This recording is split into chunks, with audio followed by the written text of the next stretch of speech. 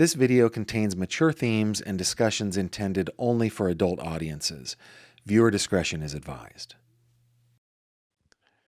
Hello there, my friend. Welcome back to another true crime conversation with me, Gavin Fish. So thankful that you would join me wherever you're joining me from. Please put that in the comments. I just love knowing where you guys are coming in from. I don't know. I just love that part. And, well, let's introduce what we're talking about today. Today we are circling back around to the Celeste Rivas Hernandez case.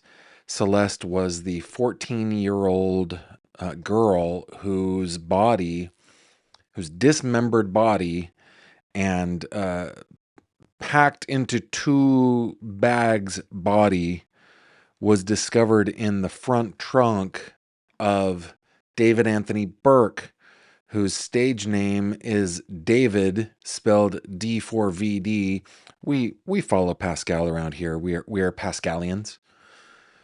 We are also rapscallions, but that is different. We are Pascalians, and I call him D4vd because I don't think he's. First of all, I think his stage name is stupid, and secondly, I don't want to call him by his. I just think he's stupid. That's really what it boils down to. So we call him D4vd around here, and D4vd is charged with the murder of this 14-year-old little girl who he, in my opinion, lured into his orbit because of his fame, his money, his power, his coolness, everything that a preteen and teenage girl might really think is cool. And he lured her in there for the purpose of simply taking advantage of her. You guys know what I'm talking about, but YouTube doesn't like me to talk about it. So I'm not going to say the words, but you guys know what I'm talking about, right?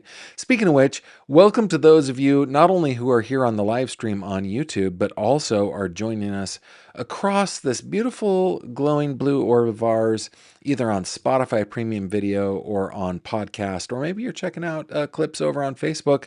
Thank you very much for joining me. I like to start the show with a question of the day. The question of the day, I have to bring it up on my end so you guys can see it. The question of the day. It's just to like get our little fingers warmed up, you know, in the live chat and in the comments. The question of the day today is, what is one small habit or trick that helps you stay organized? And for some reason, well, I like to foreshadow our 3 questions segment a little bit. But also, I've had no less than 3 conversations over the last maybe 4 or 5 days about being organized. And so I just thought that would be fun. What is one small habit or trick that helps you to stay organized? Put GF in your comment. Tell me where you're coming in from and what that habit or trick is for you. Today, just to kind of show you what we're going to be doing, we have Nathan Hochman. I don't know of any other DA that would do this. But Nathan Hochman, the district attorney of Los Angeles County, full on did an interview on Jesse Weber Live late last week. Full on did an interview on News Nation. And he signaled a couple of things. I think he was, well, they were good questions by Jesse. And, he talked a little bit about what his office is planning on doing in the prosecution against D4vd. And that got me to thinking a little bit, especially in light of some of the things that the defense brought up last week during the preliminary hearing. What is the defense going to be? What's the defense going to be? Well, it turns out that there are valid defenses that defense attorneys can use. And there are, certain things that prosecutors have to do in order to prove beyond a reasonable doubt that the defendant did what the prosecution says they did. And these are called elements of the crime, right? So what I would like to do together, if you'll allow me, is watch that interview. I've shortened it. It's most of the interview. What is it? It's like 6 or 7 minutes long. What is it? No, it's 8 minutes and 40 seconds long. And we're going to watch the interview, but we're also going to go over. I personally think that the defense is going to blame Celeste. That's what I think their strategy is going to be, and I think it's what their best chance is against a jury. Because remember, a jury typically, I've never known one to be otherwise, is made up of a group of lay people who do not know the law. I'm not saying I do know the law. I'm saying that that is the way it is made up. As I have served on juries, sure enough, I am a lay person who does not know the law, and I have to listen to very dry instructions from a judge after sitting through a very long, tiring, and dry presentation. And have to figure out what to do with this person for the rest of their life. Decide, be the judge of guilt or innocence, and it's a tough thing. So I think the defense is going to have to blame this crime on Celeste. And I think that's what they're going to do. But let's talk about the penal code, what the law is, what the penalties are, what are the valid defenses, what are the elements of murder. We're going to do that. We are going to, of course, do 3 questions. We've got some headlines that I want to go over in the Nolan Wells case. We've actually got a couple of other ones as well, Colin Gray and Aurora Phelps. Of course, we've got some good news as well, which is pretty awesome. So we're going to get into that. So we've got 10 pounds of content to put into this here 5-pound show. Let's start right now. Let's not belabor this. Oh, no. Let's belabor this. Gavin, what are you doing? Javi, you know what we need? We need a wah-wah. We need a wah-wah-wah-wah. But that wouldn't be your job, Javi. Wanda, that would be your job. Perhaps you didn't bring your trombone today? Oh, guys. Well, I mean, it's a small audio booth. You can't have everything in there. She's got a harp in there, for crying out loud. So, yeah, okay. So you don't have your trombone today. Wanda, every once in a while, I think we're going to need some wah-wah music. So maybe, do you have a mini trombone that you could bring, something that could hang on the wall? Or maybe I could put some hooks on the ceiling or something like that? Yeah, let's work on that. The wah-wahs, got to do that. Okay, so let's belabor this. Speaking of wah-wahs, let's check in to see what you guys are saying with the question of the day. Let's start off. I saw a super chat came in. Thank you very much from Super Michelle DJ. Thank you very much for your super chat. Deeply appreciate that. Let's go all the way to the top here. Christine Meadows is checking in from Marietta, Georgia. Always good to see you, Christine. Mount Holly, North Carolina is in the house. Clarinet Girl says, Murdaugh hearing August 14th near me in Lexington County about DNA testing and trial change of venue. Hoping to get into the courthouse. Please give me address again where I can send you info.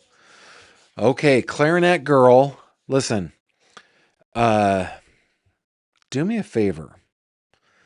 Go over to gavinfish.com. I will show you.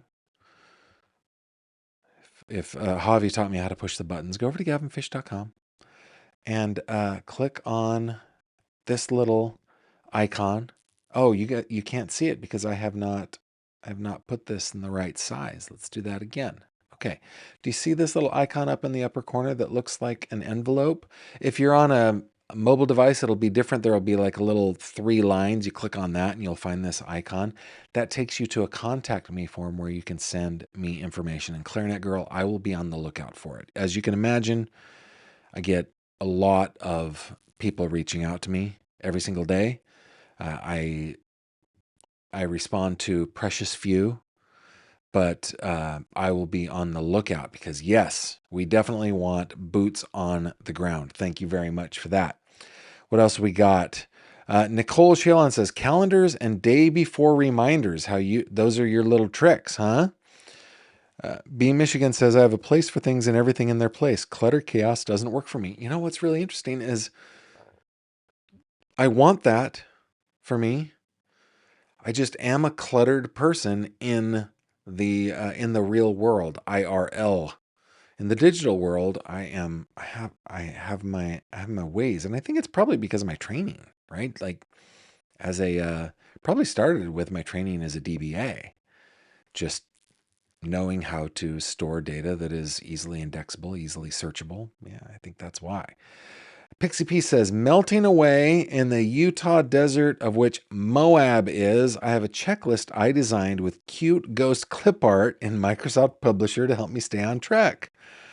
Let's see, Hotel AGM, because what else do we do in Moab?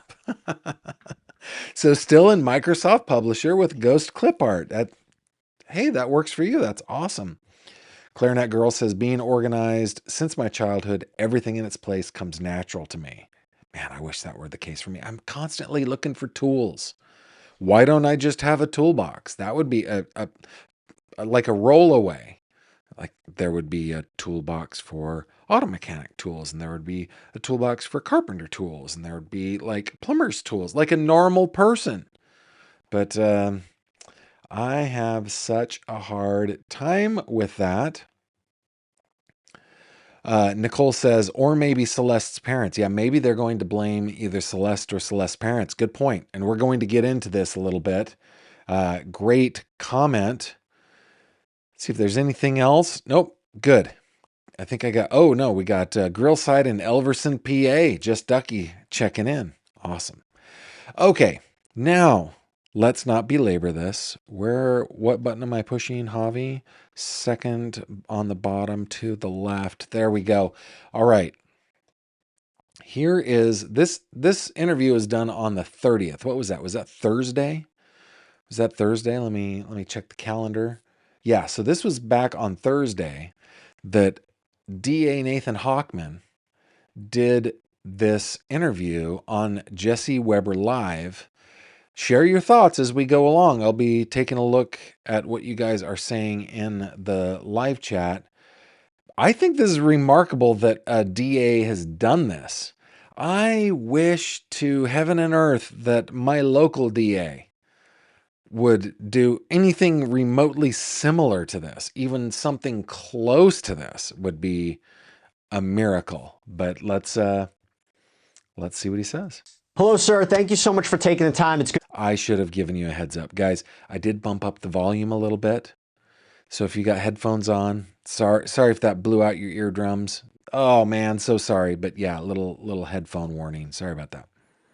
To see you again. Congratulations. Big win this week. I just want to start off. He's talking about the preliminary hearing, of course. You won the preliminary hearing, meaning the case was carried on to court. How you're feeling, your office is feeling, and most importantly, I don't know if you've had a chance to speak with Celeste's family in the last couple of days. I know this has been a lot to go through this preliminary hearing. I'm curious how they're doing.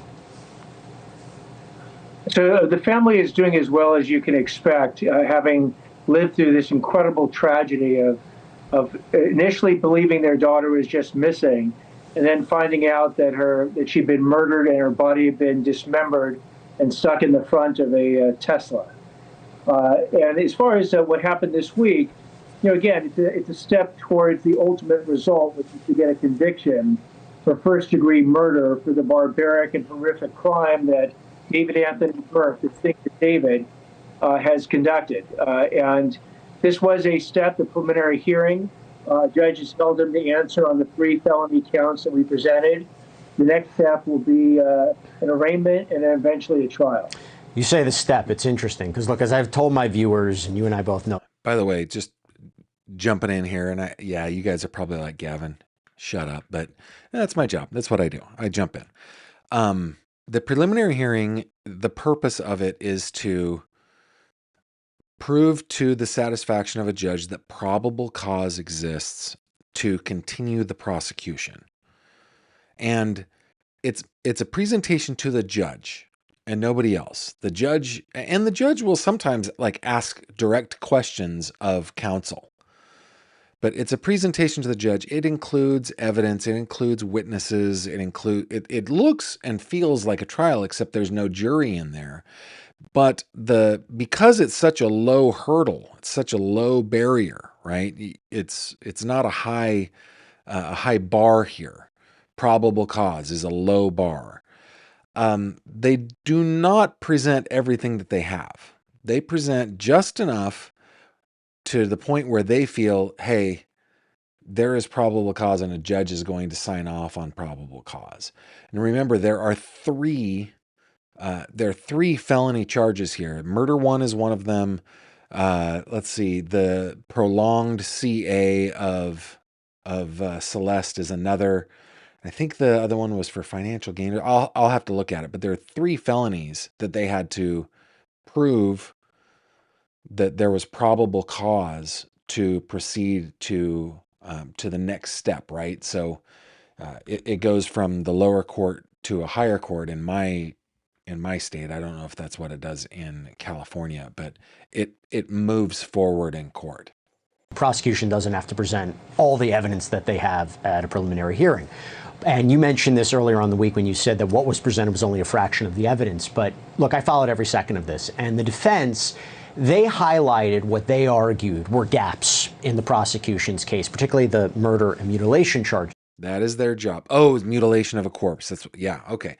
So, and that is their job. Their job is to, like, they typically don't get the benefit of knowing everything that the prosecution is going to present, though discovery had been done here. I can't remember what it was, but it was many terabytes of data that they would have had to go through. So typically the defense is a little bit on their heels in a preliminary hearing. At least that's my read of it. But their job is to poke holes in this. No, Your Honor, this doesn't. Oh, come on. This could have been anybody. No, yeah, she was in his car, but anybody could have put her in his car. You know, that sort of stuff. That is their job. And we can't blame them for it. And we want them to do it. We want a very rigorous and competent defense of the man on our screen here, of D4vd. So that this isn't just some sort of kangaroo court, right? We want him, if he is guilty, to be convicted, not if he is not guilty, right? We want to protect victims. We also want to protect persons who are not guilty. And the reason that we want that for a person like D4vd is because if you or I were in the same position and we hadn't done anything, we would want those protections ourselves, right? So what's good for the goose is good for the gander, as they say. So that's the job of the defense. I never get angry at defense attorneys or prosecutors for how they decide to present or put on their prosecution or their defense. That's what they're supposed to do. And if they didn't do it, I mean, we would be living in a sad time indeed. So I'll just list out a few things that they mentioned. They said no surveillance footage of Celeste arriving at the home. The Uber driver can't say where he dropped Celeste off. No positive blood on the chainsaws. Celeste inviting herself over there instead of being lured. How do you know David watched her bleed out in the home? No statements from David beforehand that he was going to kill Celeste. Do you have more evidence that hasn't been shared that is going to address all of that at a trial? In short, yes. And I'm not going to go obviously through it right now. That evidence will be presented at trial. But you can imagine that a lot of the situations where we are allowed to use hearsay, in other words, the detectives were talking about their investigation, people they spoke to, documents they reviewed, in court, we will actually present the people that they spoke to, and we'll present the chain of custody to get to the documents that they reviewed. This is very interesting, right? So typically hearsay is just not allowed. There are some circumstances where hearsay is allowed. Hearsay, of course, like this is a very layman's way of describing it, but a witness, unless they are an expert witness, has to only testify to what they know. They saw it. I'm pointing to the wrong thing. They saw it, they heard it, right? They know, they read it. they received the text or what, those kinds of things. They can only testify to what they know. So Jesse was just asking things like, or just brought up things like, well, there's no surveillance of Celeste showing up, and the defense says she wasn't lured there. She wanted to come there. She just showed up by herself.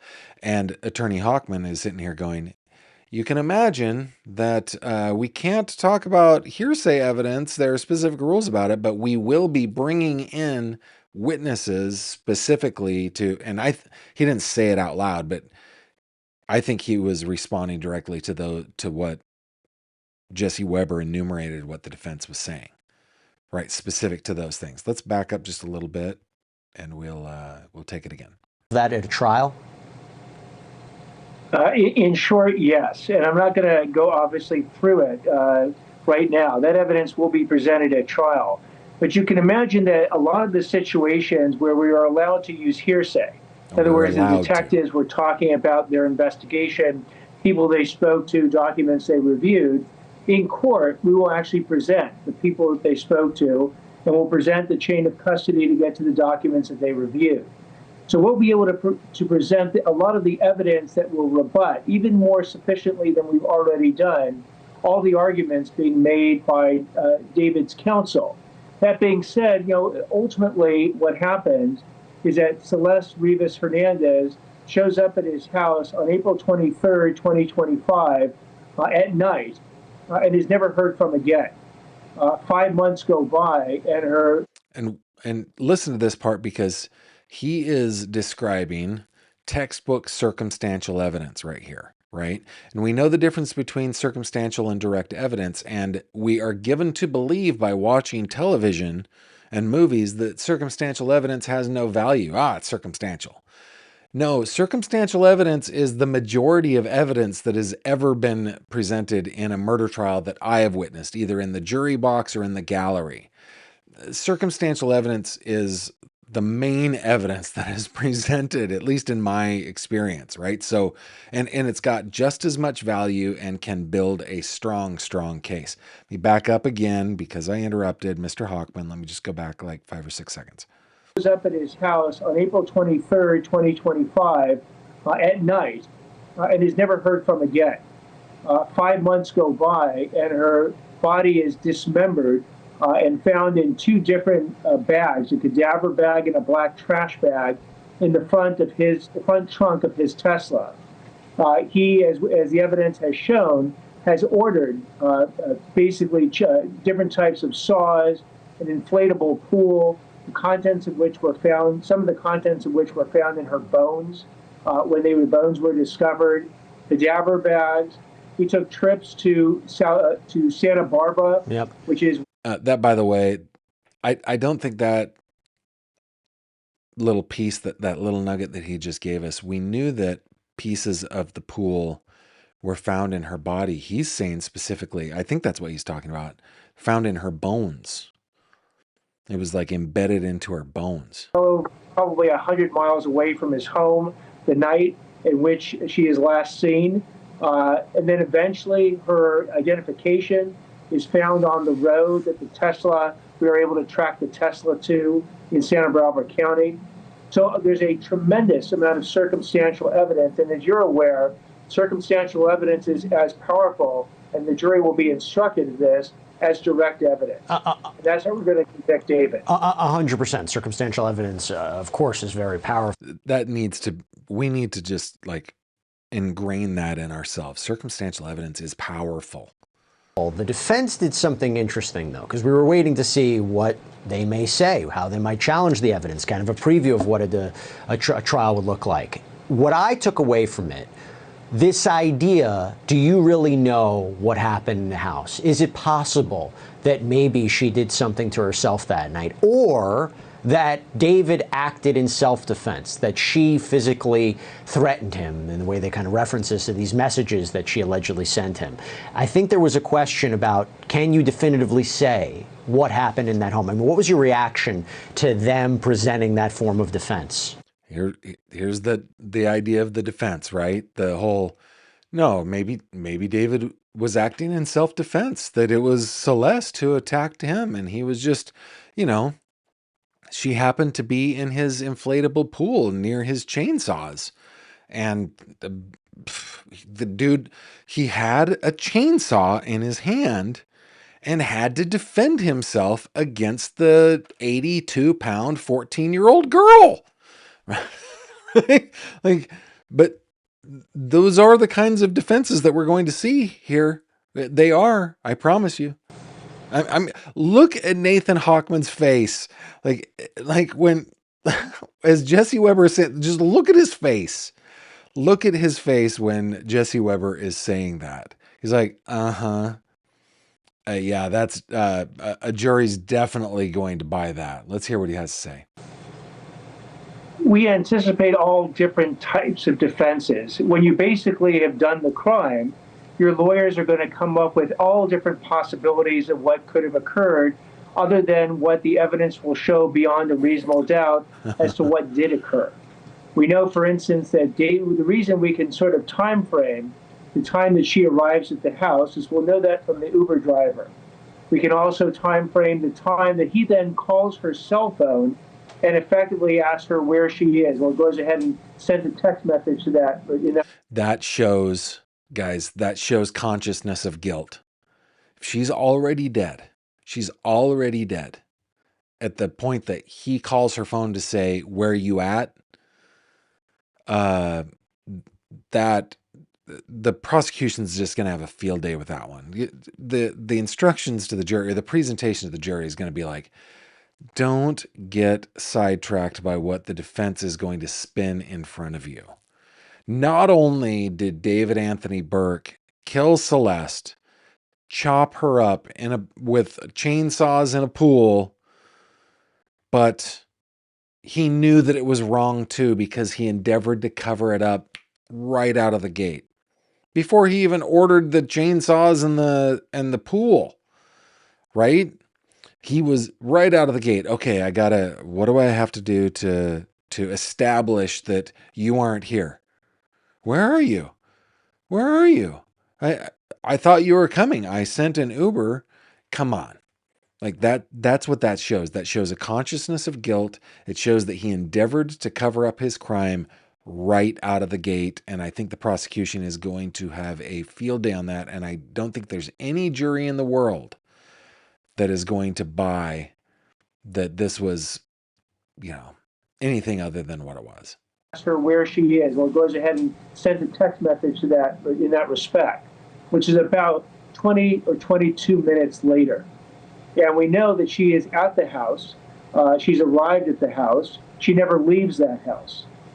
He then goes again to Santa Barbara that night.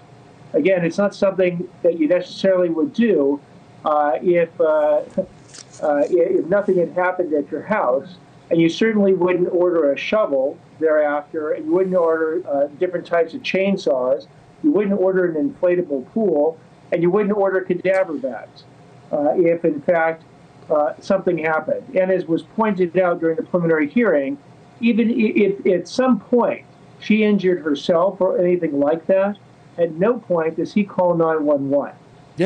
Or take any steps whatsoever to deal with the fact that she ended up bleeding out that night in his home. So again, we don't have to prove at trial, the standard of beyond all possible doubt. Right. That's not the standard, as you're aware. It's beyond a reasonable doubt. And we think when a jury uses its common sense and reason, and here's the overwhelming timeline that we have put together that points in only one direction, which is to his guilt on first-degree murder, we think a jury will then eventually come to that resolution. Do you have a theory about what happened to that purported missing chainsaw? Because there was a conversation about whether or not that might have been used in anywhere, allegedly used, and whether or not it was, discarded at some point. Do you have any theory that you're going to present regarding that chainsaw? All our theories, and more important, all the evidence that we're going to present will be in that court of law. Okay. To a jury, 12, to get that unanimous verdict. So let me ask you this about a trial. And the reason I bring this up is, look, I was just reading the transcripts. I was reading the reporting about what happened in that courtroom. The photos that were shown of Celeste's body. the allegedly sexually graphic photos that were found or allegedly found on David's phone, it was difficult for me to even read it. As I'm looking at this, I'm wondering, do you want to spare a jury from having to view any of this? Do you want to spare the family from having to view any of this? The reason I'm asking, is there room in any way? Is there a road, a path out there whereby you would work out some sort of plea deal with David to avoid any of this? And look, I have to call it out, the death penalty hasn't been announced yet. So we're going to talk about the old DP here in just a minute. Correct.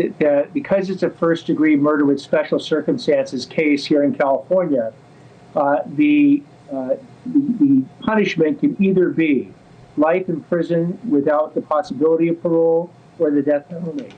As far as the death penalty goes, we go through a very rigorous process in my office, using the most senior attorneys in the office to evaluate every aggravating and mitigating factor that will be presented. We will be looking forward to getting a presentation by David's lawyers that will inevitably present the mitigating factors. We'll be speaking with the victim's family. Certainly we'll look at the evidence.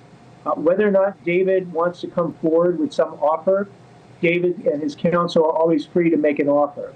Until and unless an offer is made that we think comports with the evidence and obtains the justice for the Hernandez family, we will be proceeding to go to trial. All right. Yeah.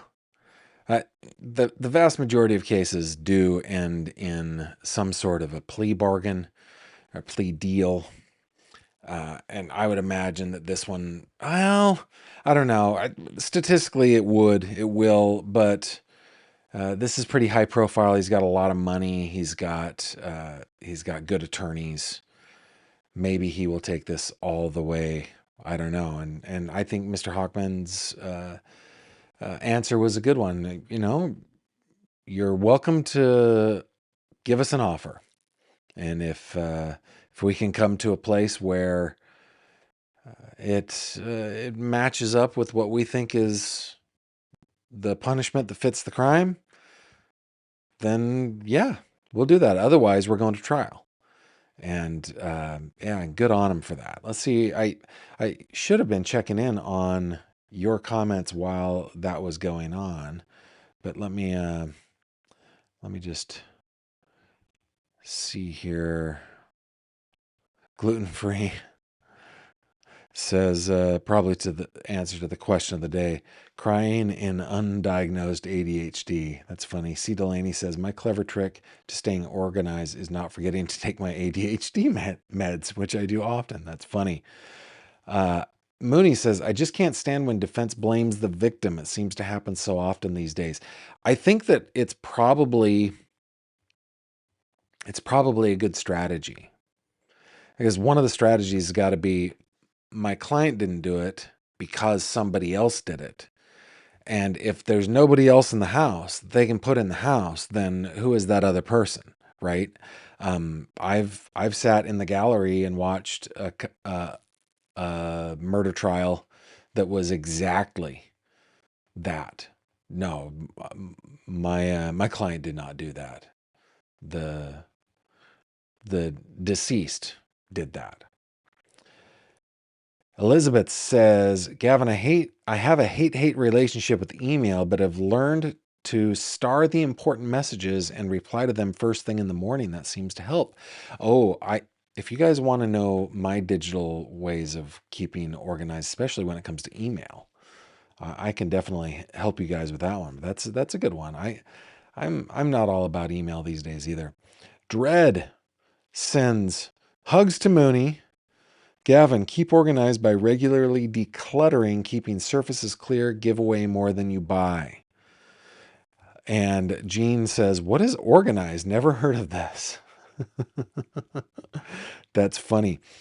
Maine Coon Mama Nicole says, Gavin, do you want it to go to trial or a deal to be made? I am of two minds on this. I think ultimately it's better for Celeste's family for it not to go to a trial. But if the DA goes, I am going to protect the family so that this doesn't go to a trial by accepting a deal where D4vd does 3.5 days in prison. Obviously, I'm talking extremes here just to make a point, but that won't work either, right? To me, it's life without parole. That's the minimum. If they can prove it in court, if they can prove in court that D4vd did this to Celeste, that he murdered her, that he lay in wait, that he murdered her in order to protect himself and his future financial gain, and to protect himself from the prolonged CA that he allegedly perpetrated against a 13 and 14-year-old girl. Let's not forget that, right? She was 13 when that CA started. She was 11 when he began the process, right? As a predator, allegedly. That's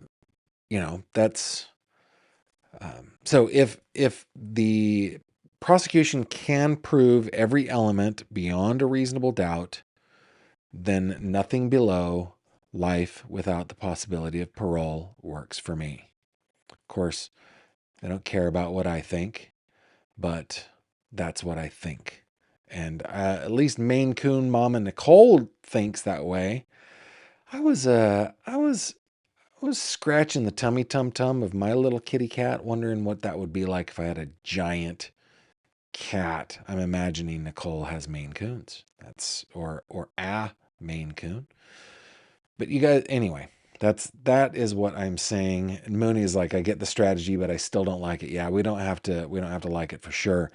Becky says, I stay organized by setting alarms on my phone for every appointment. Also try to get projects done before their deadlines come around. Christine Meadows, if it goes to trial, would you go?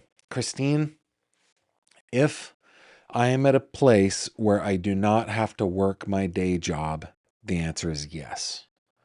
But I've just got such a long way to go. And I like my day job.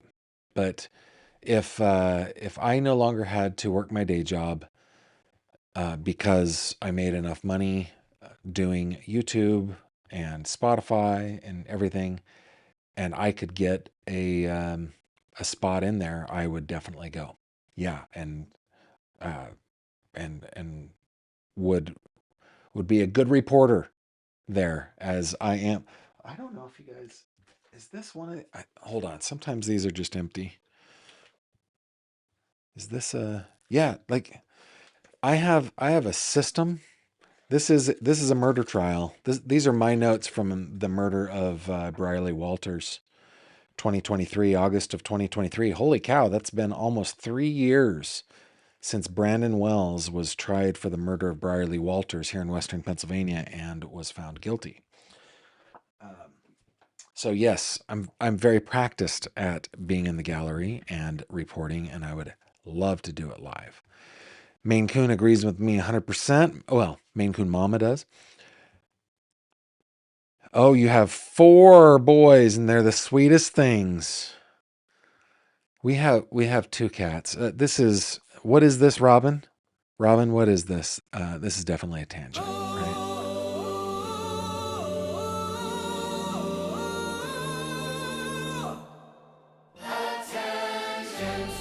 Oh, yes. We have 2 cats. They are Betty and Judy Haynes, the Haynes sisters, and they are the first cats that we have ever had. They are delightful little things. It turns out after, 50 years of life, almost, it was practically 50 years. I didn't know it, but I'm a cat person. I like cats. Mischievous Dragon says, I use a belt and suspenders method. Important tasks saved to calendar on my phone, then duplicated in a small paper calendar on my desk. Wow.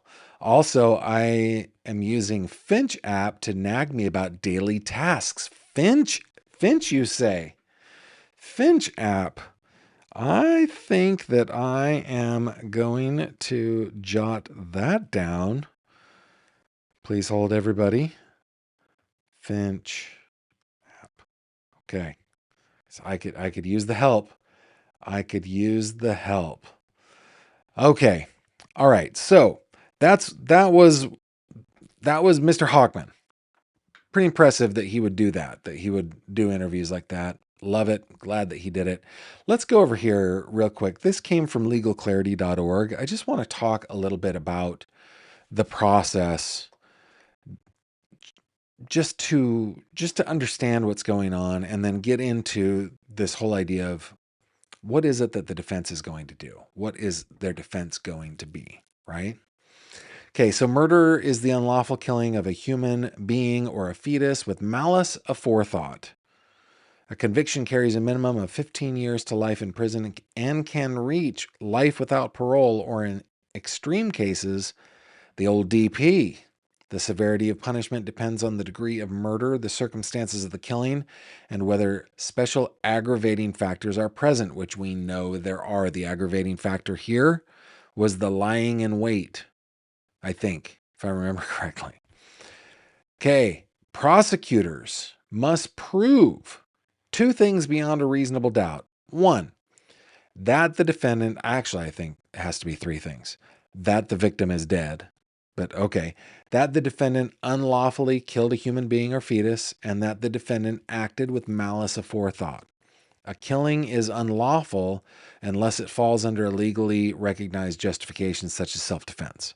If a killing is justified, it is not murder regardless of whether someone died. Okay, malice aforethought is the mental state that separates murder from other types of homicide. California law recognizes two forms. Express malice means the defendant deliberately intended to kill another person. This is like, hey, I'm calling you out. We're going out into the street and draw. That, like, I intend to take care of you, right? Implied malice means the defendant intentionally performed a dangerous act, knew the act posed a risk of death to others, and went ahead with conscious disregard for that danger.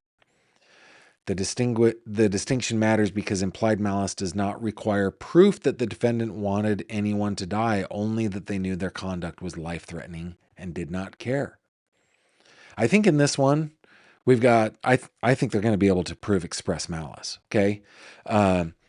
Celeste threatened D4vd via text that she was going to expose him for what he had been doing to her since she was 13 years old. He goes, hey girl, let's talk about this. Girl spelled with a U. I will send an Uber, also spelled with a U, over to your house to pick you up.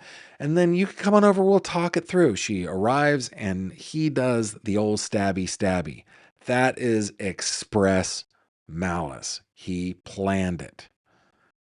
That is what the prosecution, I think, is going to have to, I think they will prove it. That's what they'll have to prove. I think, I don't think that they're going to be like to the jury, D4vd knew that by stabbing somebody 62 times, however many times it was, I don't know, that there's a possibility of danger.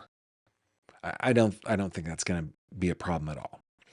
Okay, since 2019, California law also prohibits imputing malice based solely on someone's participation in a crime. In other words, this doesn't count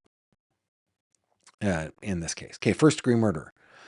PCA 189 elevates a murder to first degree when the killing was willful, deliberate, and premeditated. Willful means the person intended to kill. Deliberate means they weighed the decision.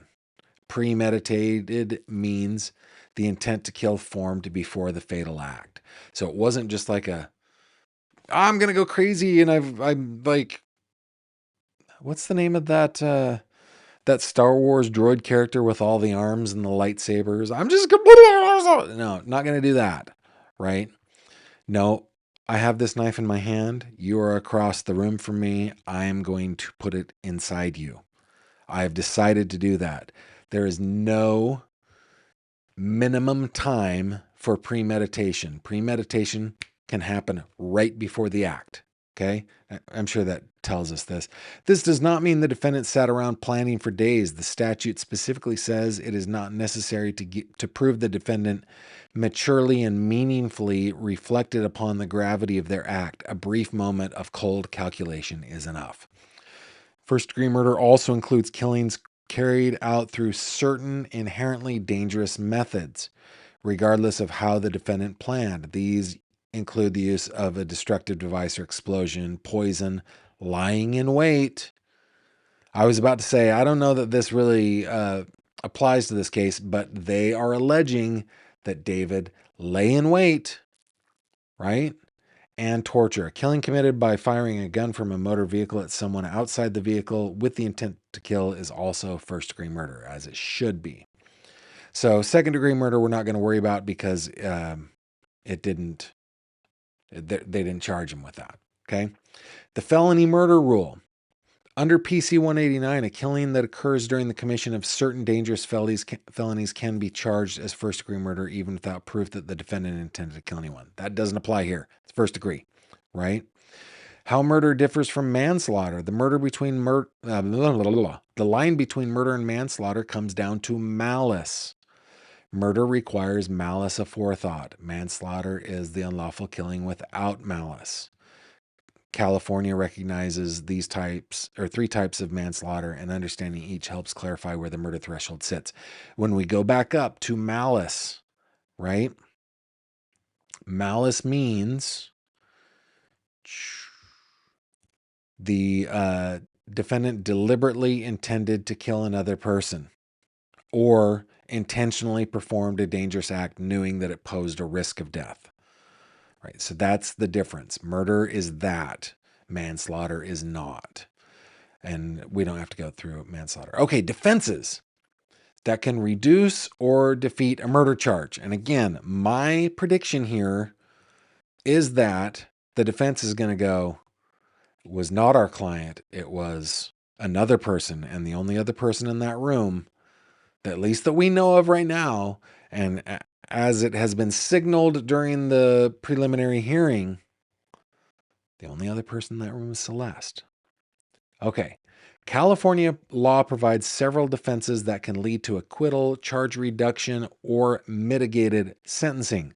The defense strategy often depends on whether the goal is to eliminate the murder charge entirely or to reduce it to a lesser offense like manslaughter.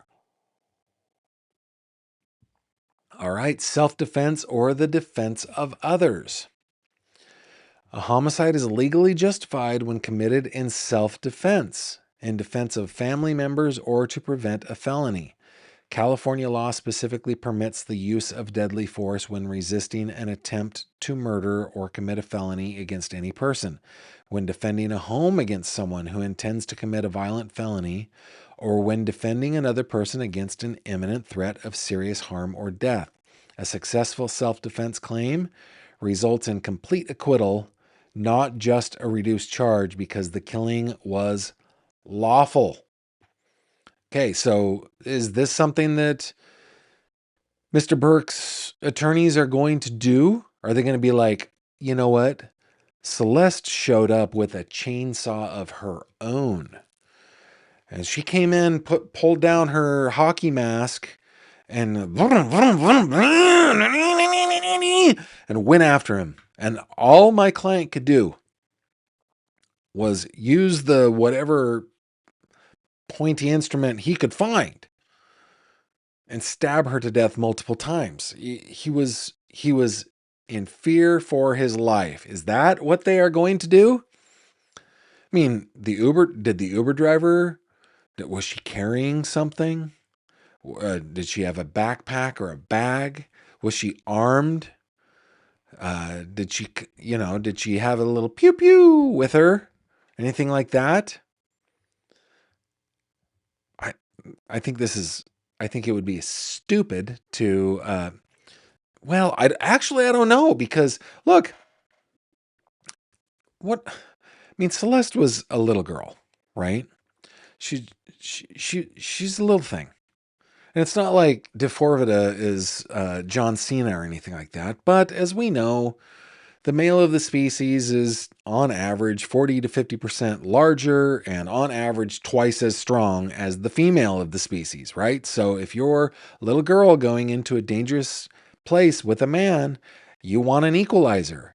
Maybe they're going to be able to show that in the past, Celeste had a weapon or two upon her. I don't believe it, but maybe that's what they're going after. Who knows? But let's continue here. Imperfect self-defense. When a defendant genuinely believed they faced an imminent threat of death or serious injury, but that belief was objectively unreasonable, the killing is not justified, but it does lack malice. So, like, I think that's perfectly understandable, but okay. I'm D4vd. I'm whatever I am, 5'8", soaking wet, and Celeste starts punching me in the face, and I think, oh my goodness, I am in imminent danger of death. If she hits me in the wrong spot, I might keel over and die. Therefore, grab the stabby thing and kill her. Okay, that is not reasonable, right? But it would lack malice. So that becomes manslaughter, not murder, right? Okay, this imperfect self-defense reduces murder to voluntary manslaughter. The distinction from full self-defense is that only the defendant's subjective belief matters, not whether a reasonable person would have felt the same way. Imperfect self-defense cannot lead to an acquittal on the homicide charge, but it removes the malice element and separates murder from manslaughter. What is malice again? Express malice means the defendant deliberately intended to kill a person. Oh my goodness, this 82-pound child is upon me, and I have to defend myself. Therefore, I shall strangle her to death. Right, something like that. That's there. There's still, I guess, yeah. There's no malice there. They defended themselves, but it wasn't reasonable. So no express or implied malice, I guess. All right, let me keep on going. Let me go back to where we were. All right. Heat of passion. This might be one that could be used in this case. As discussed in the manslaughter section, killing in the heat of passion after legally sufficient provocation negates malice and reduces murder to voluntary manslaughter. This is technically a partial defense because it does not eliminate criminal liability, but can reduce a potential life sentence to a term of years. So maybe that's what they're after. Maybe they're like, you know what? I think that we can show the jury that this was a heat of passion thing, Mr. Hockman and your team, Ms. Silberman, and your team. I think that we can show through all of this that it was a heat of passion thing. And I think a jury's going to buy that. Maybe we can get off all the way. And then Hockman goes, you know what? Maybe they can. There is a hole in our, and maybe then he would negotiate and say, okay, we'll recommend 30 years or something like that. Possible. Okay, the last one is insanity. We're not talking about this in this case, but let's read it. California follows the McNaughton rule for insanity. If a defendant was unable to understand the nature of their act or could not distinguish right from wrong at the time of the killing because of a mental disease, they can be found not guilty by reason of insanity. An insanity finding does not result in release. This is like the Nick Reiner situation, right? The defendant is typically committed to a state mental hospital. Insanity is tried in a separate phase after the jury first determines whether the defendant committed the act. Okay, so for penalties, they can vary wildly. It says first-degree murder, the default sentence is 25 years to life. The defendant becomes eligible for parole only after serving at least 25 years. If one or more special circumstances are proven, the sentence jumps to life without the possibility of parole, or the old DP. Special circumstances include, and the first one on the list, murder for financial gain, and that is what they are alleging here. Because she was threatening his livelihood. He was about to drop an album, his first album. He had big plans big plans that were going to change his future, the future of his family, the future of maybe his future children for generations to come, depending on how smart he was, how smart the people around him were. And she was threatening to take all that away because of what he had done, what she said he had done, right? So this killing was carried out for the protection of money, right? It says murder for financial gain. The killing was carried out for money, insurance, or another financial benefit. That is the special circumstance. Of course, other ones are multiple murders, murders of police officers, firefighters, or prosecutors, murder by special means like killing by bomb, poison, lying in wait, or torture. And they are alleging that David lay in wait. That is a special circumstance. Murder during a felony. Hey, I think that this is also probably one of the special circumstances, right? Somebody remind me. Because he was CAing and SAing this little girl. He was committing felonies, multiple prolonged felonious acts against a 13 and 14-year-old child. I know this photo is her when she was younger, but this is like roughly the age she was when he started with her, started grooming her and stuff. Okay, gang-related murders, also special circumstances, hate crime murders as well. Let's talk about the moratorium on the old DP. Although the DP remains a legally authorized punishment for first-degree murder with special circumstances, California has not carried out an execution in years. Governor Gavin Newsom signed Executive Order N0919 in 2019, imposing a moratorium on the old DP for the duration of his time in office. As a practical matter, this means no one will face the consequences in California at least through 2027 when Newsom's term ends. Prosecutors can still seek the DP, but the actual punishment imposed is life without parole while the moratorium remains in effect. And then, yeah, we don't. I think that's all that applies here. So, yeah, guys, I think out of all of the defenses, the possible defenses, one, I don't think that his team is trying to necessarily reduce. Well, if it goes to trial, I don't think that his team is necessarily trying to reduce the crime and therefore the amount of time that he would spend in prison. I think they will be trying to prove that he did it, right? I think that they're going to try to convince a jury that the prosecution is mistaken, that the investigators got it wrong. I think that's what the defense is going to try to prove. And I think that they're probably going to do it skillfully and with all sorts of experts because they got money behind them.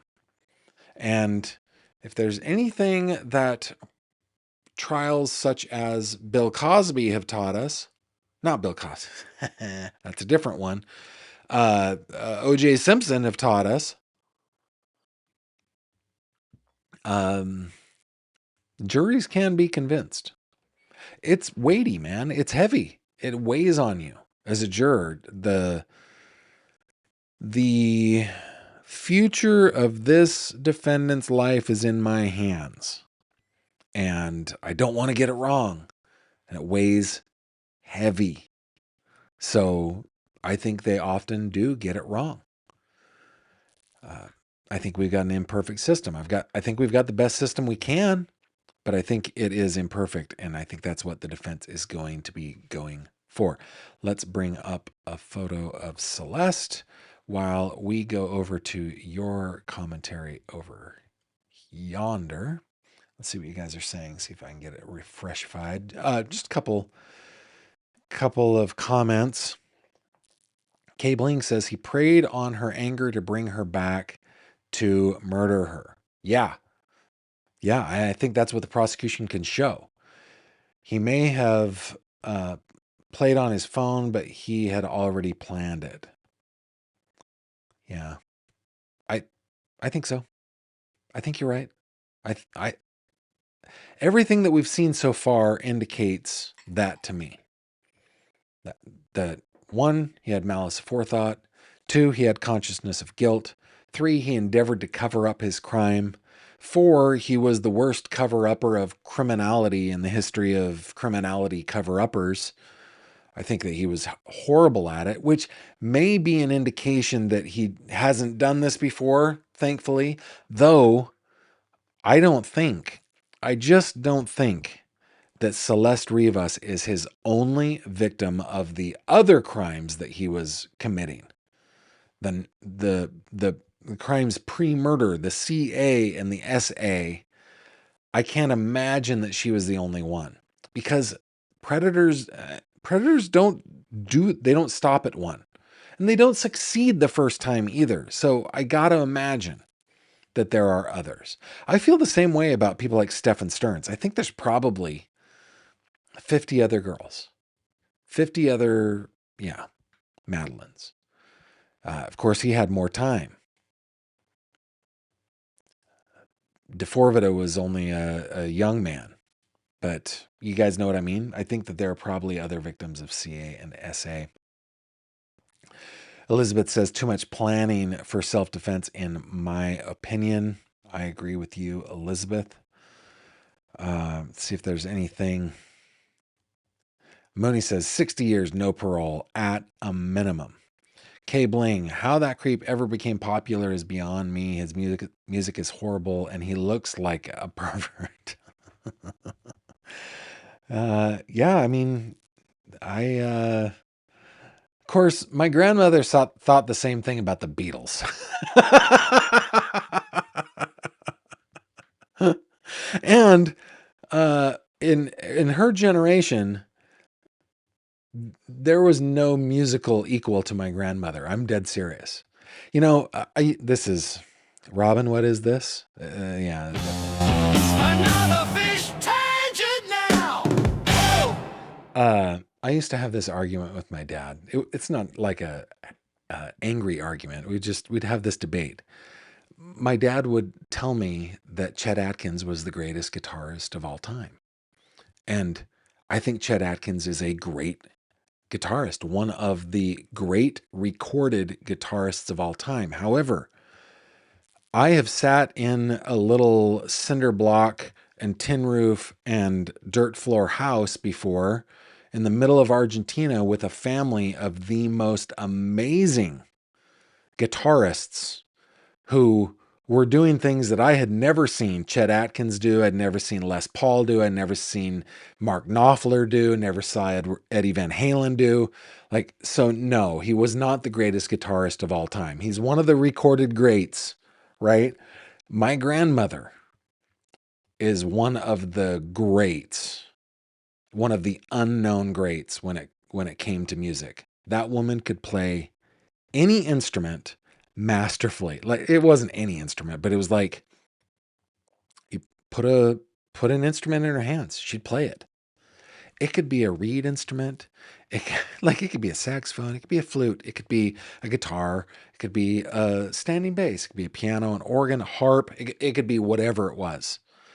And at the age of 4, she was playing in dance bands, that kind of thing, right? It's like a novelty. Hey, here's little Bessie. She's going to play for us. And she would jam out.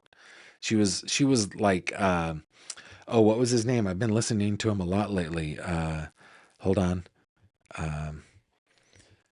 Ooh, I hear laughter in the rain. What's Neil Sedaka? It was like one of those guys. She was a Neil Sedaka, Ray Charles, like just prodigy. And she thought the Beatles were a bunch of loud pervs.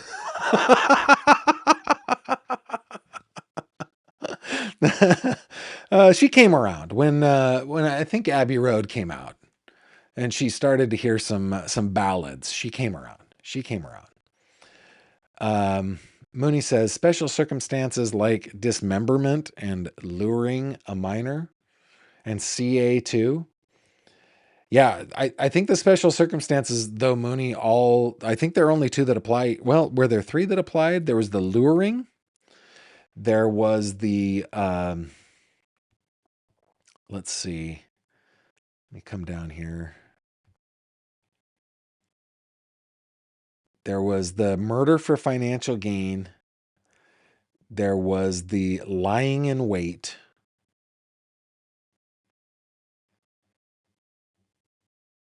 I think that's it. Oh, let's see. No, murder for financial gain, the lying in wait.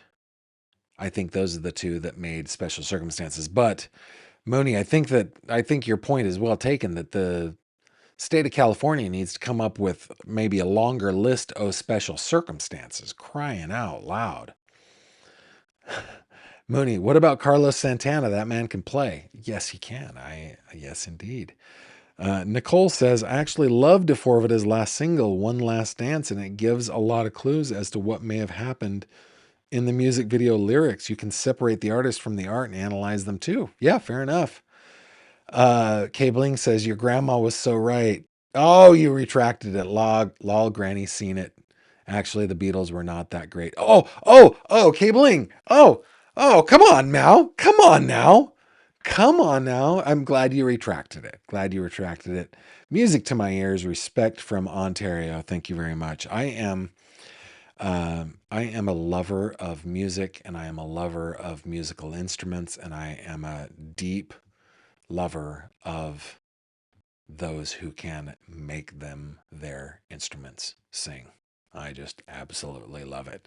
All right, so that's what we got on this case, guys. We will continue our coverage of the Celeste Rivas Hernandez case because there is more to come, especially if Mr. Hochman is going to go out on Jesse Weber Live and other places and talk to the media. Then we're going to have plenty of time and opportunity to talk about this case, and maybe we will get more little nuggets. Like I think he let it slip that it was in the bone fragments that the inflatable pool fragments were found. So yeah, we'll keep our eye on it. We're following so many other cases, but this is one that really matters to me. So we'll keep doing it. Let's see. We're not quite finished though. We do have some headlines in the Nolan Wells case. We've got a couple of other cases I want to bring up to you. The Colin Gray, what's it called? Conviction and sentencing. We've got the FBI asking for some help, looking for other victims. And of course, we've got some animal-related good news because I'm a sucker for animal-related good news, and we're going to use some of Wanda's transition music to cleanse the palate so that we can leave this here live stream uplifted and happy about the world. But before we do that, how about we get into our next segment, which is what we call not so creatively, because I'm not really good at naming things. This is 3 questions. Here we go. It's 3 questions with Gavin Fish. Pow. Okay, in this segment, guys, it's really easy. I answer 3 of your questions. 3 questions that you send to me to the email address 3questions@gavinfish.com. 3questions@gavinfish.com. 3questions@gavinfish.com. Spell it out. THREE. Questions. GavinFish.com. Send them in. And my solemn pledge is that I will answer every question. I will not dodge anything. Everything is on the table. Nothing is off the table. That's 2 ways that I can use a table metaphor in describing what this segment is. I try to gather them and group them into little themes. I mean, our question of the day today was what's one small habit or trick that helps you stay organized? That's our theme today. First question comes to us from Diane G. What strategies do you use to deal with procrastination and stay productive? Guys, I have one strategy. I recently shared this with 3 other people. Okay? This is not my strategy. But it's an effective one. And it was shared with me by my friend and former colleague, Larry Ho, who I worked for at a company called Light Harmonic. It is called the Pomodoro technique. This is how it works. Okay, there's a whole book about it. You don't need the book. I'll tell you in like a minute. You divide your day into 30-minute segments, and you divide each 30-minute segment into 2 segments, one that is 25 minutes, one that is 5 minutes, and you dedicate 25 minutes to doing one task. You cannot change tasks during that 25 minutes. When you are done with your 25 minutes, or when you're done with your task, you stop and you take a break.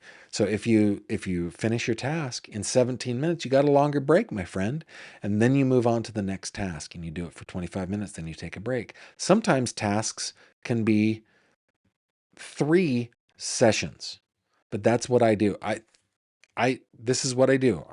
25 minutes on, 5 minutes off. 25 minutes on, 5 minutes off, and that's how I get things done in my day. That's my strategy. It's called the Pomodoro technique because the guy who came up with it used his wife's like kitchen timer, and it was in the shape of a tomato. Use it. It's powerful, and I start my day with a little list of things. I put it on my phone, and these are the things that I want to get done in this order, and that's what I do. It's not novel. It's not even all that creative, but it's effective. I'm telling you, it's effective. Question number 2. Are you more organized? This is from Janet. Digitally or with paper notes? I am more organized digitally. I'm very organized digitally. My case files are chef's kiss. Like when ABC, when 2020 came to me because they were interested in doing coverage of the Ellen Greenberg case, and I found that it was okay with Josh and Sandy that I share with 2020. They opened the case file and were like, wow. You know why? Because I'm really organized digitally. In the real world, not so much. Not at all. Not at all. The paper notes that I've taken in crime, like in trial coverage, I've done so because I've been forced to do it. In Pennsylvania, you're not allowed in most courts to take in a laptop to type. Really sucks. All right, question number 3. What is one habit that has made your life better? Also from Janet. Janet, I express verbally and through my actions my love for my wife and our children multiple times during the day. And I mean it every single time. And like I do this little game with my kids where I'll just like be passing them. They're coming up the stairs. I'm going down. I'm like, hey, kiddo, who loves you? You do. How do you know that? Because you tell me. That is the correct answer. And it is a habit at this point. I express to them that I love them. I express to them what I love about them, why I love them. I guess that's another way of saying what I love about them. I do it all the time. And 1, I think that it is good for them. And 2, I think it is good for me. And I remember when we had our first baby, she was just little. She was just a little just a little bundle of meat. She was just this chubby little thing. Just so sweet. And oh, I'd kiss her on the neck and on the cheek, and Daddy loves you, and oh, you're so great. And I think she was about 1 when my wife's grandmother asked me, don't you think you tell your children you love them too much? And I said, nope, I do not. I do not think that's even possible. And I know that for some people, including excellent people like my wife's grandmother and grandfather, who were, I mean, AAA rated. They were the best of people. They had a hard time verbally saying, I love you.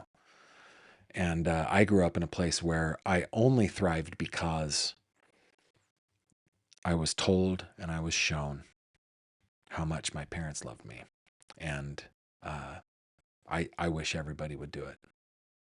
So that has made my life better.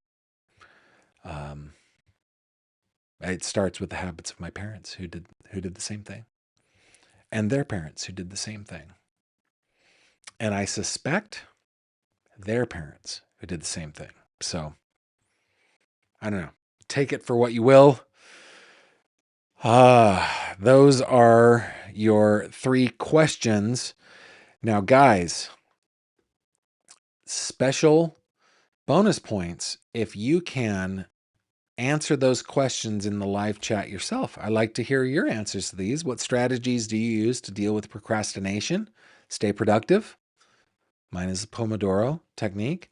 Are you more organized digitally or in the old analog domain?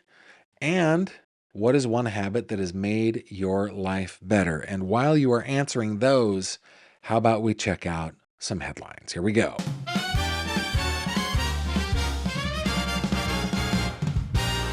True crime headlines.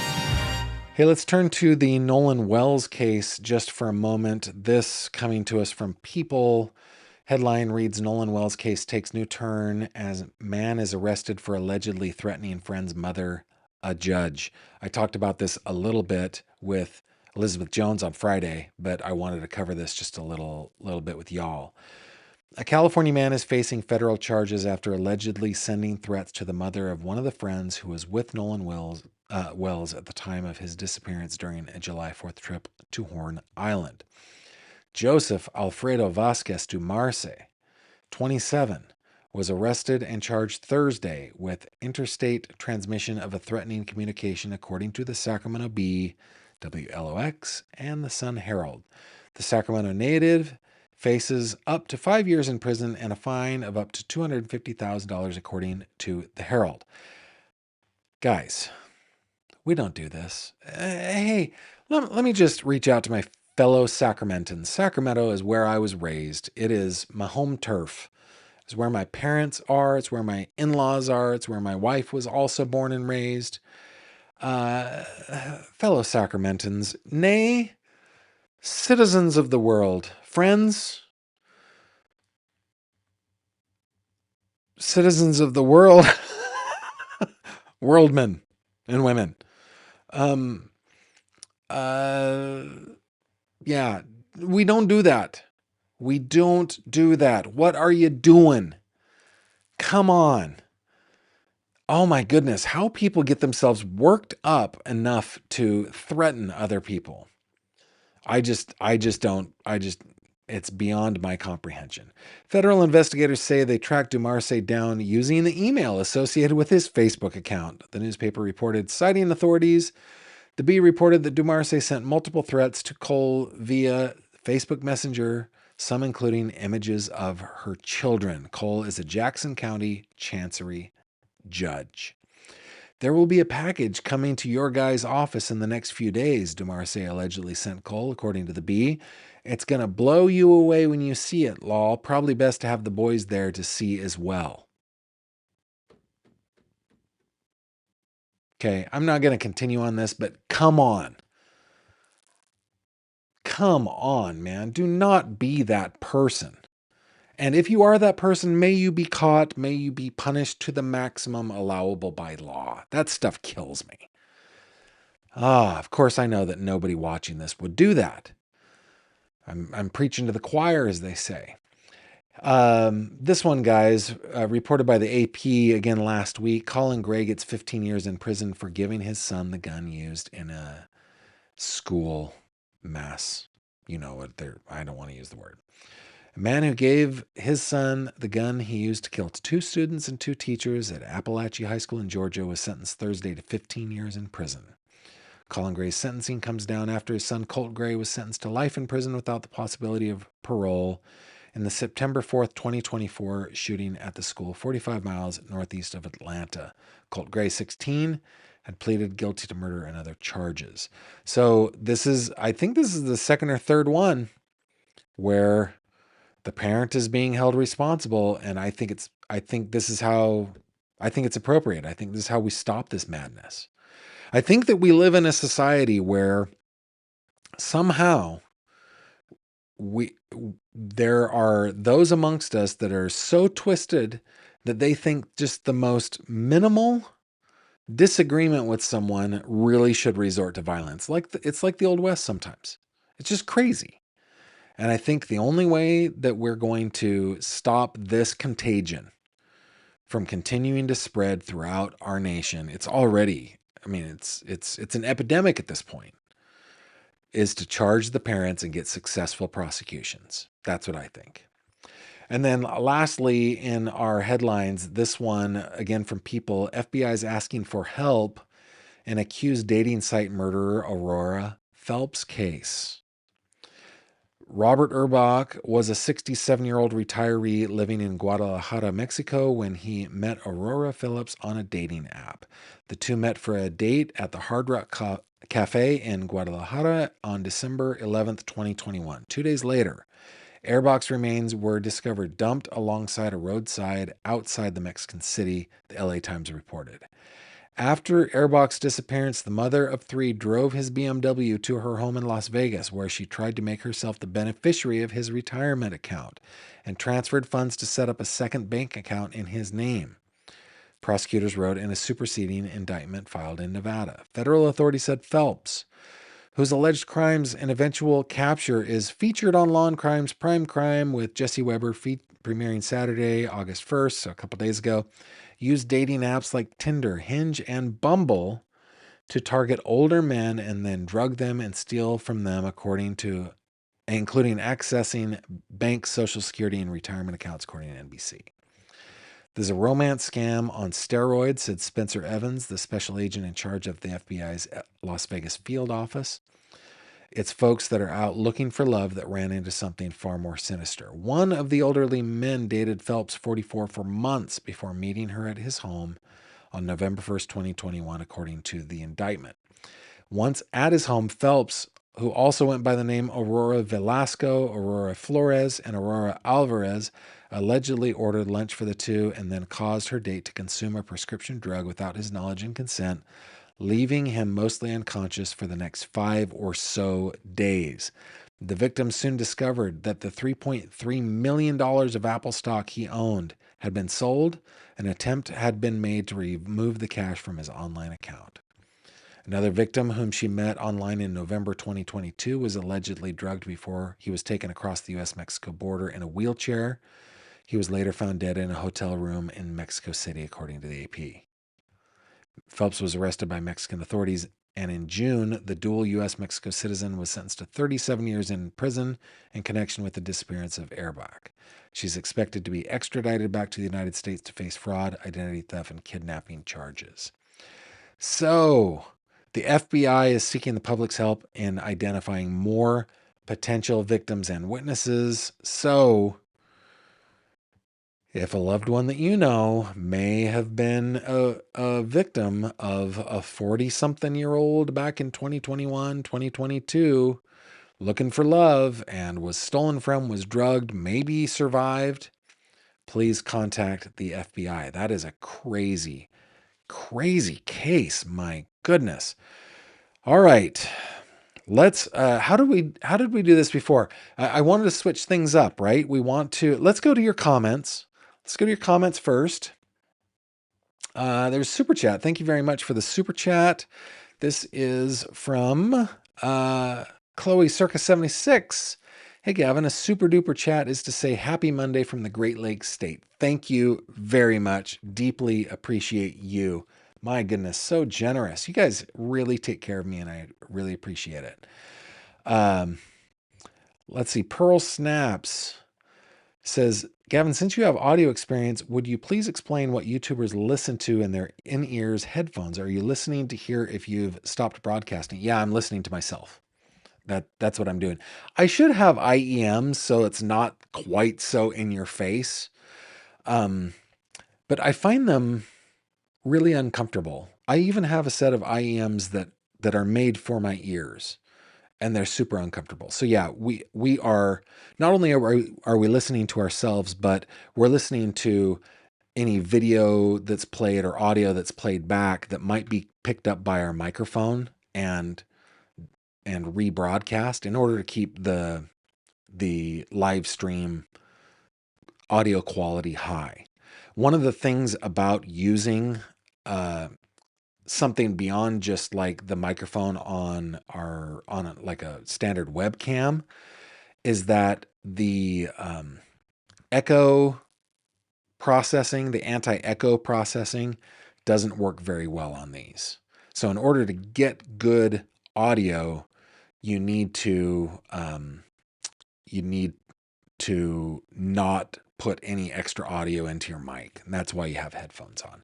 Now mine, as you guys know, I love Sennheiser headphones, and Sennheiser is notoriously, I mean, they're an open-backed headphone. And this headphone right here is considered closed back for them, but it still does bleed audio out because of their design, the baffle design. It's one that I prefer. It's a very good sound. So mine bleeds a little bit, but Pearl Snaps, I hope that answers your question. I should get some more comfortable IEMs. A good set of IEMs starts at about $1,700-$1,800. And so that's why most of us put on headphones. And like I said, I have several IEMs just because I worked in audio for so many years, and I even have a pair of Jerry Harveys that are terrific, but I don't know, they're just uncomfortable. Would it make you guys more comfortable if I didn't have giant cans on my ears? Maybe. I should think about it. Maybe I should do a little bit better. Mooney says, I have a doctorate in procrastination. I work best on a time crunch. I tried to get my doctorate in procrastination, but I kept putting off my schoolwork, so I wasn't able to finish it. Penguin says, so if I'm in a 2-hour meeting, I should disappear 4 times for 5 minutes at a time. Not sure my boss would go for that. Hey, listen, in a regular office setting, other than like you are a therapist or something like that, right? There's exceptions to every rule, and it's the exceptions that prove the rule, right? But you should never have a 2-hour meeting. And if you are having 2-hour meetings, your bosses suck. No, don't waste your time in meetings, man.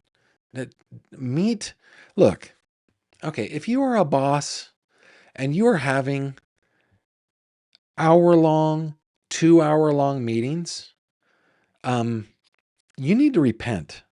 You need to make it up to your staff. Don't do that to them. Get your stuff done quickly. Crying out. And if you must have an hour-long meeting, take a break every 25 minutes. Okay? Let everybody go to the bathroom. Let them walk it off a little bit. Let's shake it out. All right? Don't do 2-hour meetings. Oh my goodness. Whew.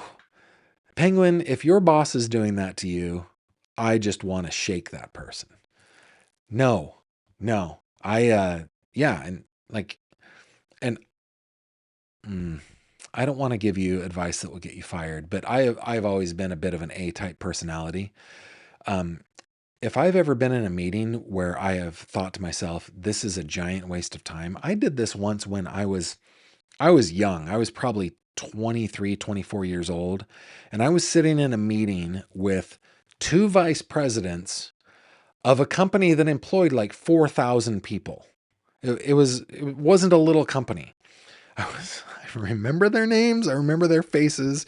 And there I was sitting in that meeting, and I was doing this. Like, you guys, I can't believe. And I finally was just like, okay, I got to go. Like in my mind, I was like, I'm going to get fired for this, but I can't take it. And what's the worst that's going to happen? They're going to fire me. So I just like, okay, this meeting has been horrible. I can't believe we're talking about this still. You guys have a great day. And I got up and walked out.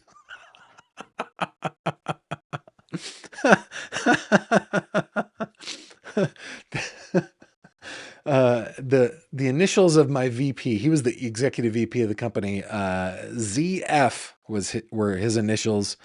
I got hammered by my director for that, but he later told me that he was proud of me for doing that. Funny. Don't do that. Okay, Becky Johnson. I'm retired, so I'm not as busy as when I worked for pay. I need a paper list for my tasks. It is so satisfying to check things off. Paper notes all the way. Hey, if it works for you, awesome. Mooney says, paper notes, usually drawn in pictures. Awesome. Cabling says, when you share your wife, your cuddly bear, it's so refreshing. She is my sweetie pie, my snuggly bear, my one and only. That's what she is. Elizabeth McMaster says, question number 2, digital as I lose paper easily. Coffee Time for D says, I wait till the last minute and thrive in chaos. I tell my family members that I love them every time I say goodbye to them. If I don't come back, I want that to be my last words. And good on you. I like that. Sharky says, a habit that has made my life better is a gratitude list. Sometimes I write it out, but most often I say it out loud. Yeah, there are moments, you know, you know how there's this saying that marriage is hard? I have not found that to be the case. I don't think that marriage is hard. I do think that it's work. I think that there's lots of compromise, and there's often frustration. But I don't find it terribly hard.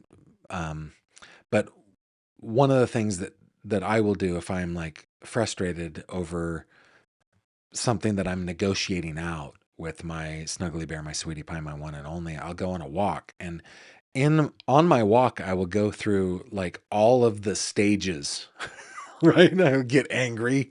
I'll go through all of the stages, and I usually I have to express gratitude. Remember, this is the person you decided to spend your entire life and eternity with. This is the person that you have had children with and have raised them successfully. This is the person that you value above any other person, place, or thing on this earth. And, so that same kind of thing, like these are the things that you love about her. Calm down, right? And we can talk about this calmly later. That's great, Sharky. I love that. Becky says, as long as your actions match your words, you cannot tell them you love them too much. Exactly. Mooney says, question 3, I do the same thing every time anyone in my family leaves or we hang up, or just when the convo ends, I say I love you and give them a reason. Do you ever do the thing where you're talking to somebody, it's like, it could be a business call, but you're just in the habit and you're like, all right, take care, have a great day, love you. Click. Has that ever happened to anybody else? I've done that. Mary says, saying I love you to those you love and care about is never too much. Hugging and kissing your kids can never be too much either. I agree. Elizabeth says, a habit that has made my life better is actively listening to people. It helps to better empathize with their situation. Great advice, Elizabeth. Thank you very much. Dreed 1058 says, I want to hear the Argentina musical group. Okay, I'm going to describe this because next October 2027, Kimberly and I are going back, and that's our plan anyway. And I'm in touch with this family. These are old friends. I've known them now for over 30 years, right? I will video one of these sessions. Now they are professional musicians. No, let's see. Not technically. They get paid. They put on shows and stuff like that, but it's not their main gig, right? But Martin is a bassist.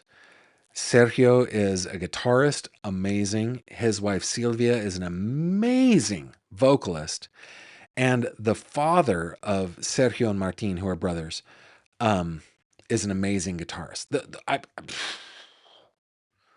And they are one of thousands or they are 4 of thousands of people out there just like them that are amazing. But yes, I will video it. And there are videos of them playing on YouTube and stuff. I could share it with you guys. They're pretty amazing. Pearl Snap says, no judgment either way regarding headphones. Just really wondering how you get used to hearing yourself. Yeah, it is kind of an uncomfortable thing. It is an uncomfortable thing. You get used to it though. Gavin, I told my doc, says Mooney, I love you today at the end of our conversation. Felt ridiculous. I bet your doc was like, thanks. That's pretty great. All right, guys. We are wrong button. Javi, I pushed the wrong button. And now everybody knows I'm an amateur YouTuber. Dang it. All right, that's okay. We are going to go into our segment called Good News. Wanda, how about you give us some transition music into the good news? Here we go. We're doing the barbershop today. Good news ringing warm and clear, bringing smiles from ear to ear. Happy stories bright and true, make the whole world shine anew. Oh, Wanda, thank you so much. All right, guys, to end the day, from the Good News Network, written by Andy Corbley. We like the Good News Network around here. Do good dogs fight invasive mussels as conservation canines? Look at those dogs. Those are good dogs. Invasive species of Asian mussels have met their match in Alberta's riverine sniffer dogs. These canine conservationists have been employed by the provincial government, this is in Canada, of course, for over a decade to help catch zebra and golden mussels from colonizing the rivers and lakes of Alberta. Hilo, Jane, and Winnie, 2 black labs and a black lab cross, are part of the paws on the ground response at boat inspection stations across the province. It's now Alberta law that any watercraft must stop at an inspection station whether they are coming or going. And these patrol pooches are trained to smell the odor of developing mussel larvae, which can be so small as to be detectable only by the faint feeling like sandpaper on the sides of boats or docks. Quote, the dogs are really complementing that human inspection and giving us kind of a better idea about what could be on that boat, said Cindy Sawchuk, the leader of the province's Aquatic Invasive Species Operations and Conservation Canine Program. Okay, listen, if I didn't know that this were true, I feel like Cindy Sawchuk is the alliteration is too perfect, right? This is like a character in a children's book. Ranger Cindy Sawchuk. Anyway, but I know it's true. Okay. Sawchuk told the Canadian Press the golden mussels recently established themselves in California, posing another potential point of invasion through BC to the west. These mussels really like to hide in damp, dark places, and a lot of them are hard to see, said Sawchuk. The mussels are filter feeders native to Southeast Asia. Their effect in Canada is outcompeting the other bottom dweller and filter feeding fish that rely on the same food source. Dogs are rewarded with special toys for every mussel patch they find. It's a very enriching line of work for the animals, who receive a spark of dopamine while looking for the mussels. While a fun activity for the dogs, it's deadly serious for people like Cindy Sawchuk and her colleagues. In similar provinces, a mussel infestation might cost $75 million Canadian a year to manage and be virtual unprudable. Well, that is a word that I am not familiar with. So not only is this good news because we got these amazing dogs. Look at those dogs. They're good dogs. What does unprudable mean? Unprudable is an adjective that means capable of being pulled out of the ground by the roots or able to be removed and displaced from a home or familiar place. Oh, that says unprudable. Unuprootable. Oh, unuprootable. Ah, okay. It just took me a second. Unuprootable. That makes sense. Guys, that's our good news. And that is a great place to end our live stream and or podcast and or video on Spotify. Thank you very much. One, for being here for the live stream. Thank you very much for staying to the end. Thank you for the rewatch crew, the Spotify watch crew, the podcast listeners. If you're on Facebook and you're watching clips, you're rad. I'll just say it. You're rad. Thank you for doing that. Check me out on my website, gavinfish.com, where you can get access to my case pages. You can see news that I've been publishing. You can click over on this little fishy icon that will take you to the fish tank over on Facebook where we hang out. We got lots going on over there. Thank you. Thanks for the live chats today. The super chats today as well, you guys. Really take care of me, and I deeply appreciate it. With that, I bid you adieu. Thank you for being here, and we'll see you on the next one. Bye-bye.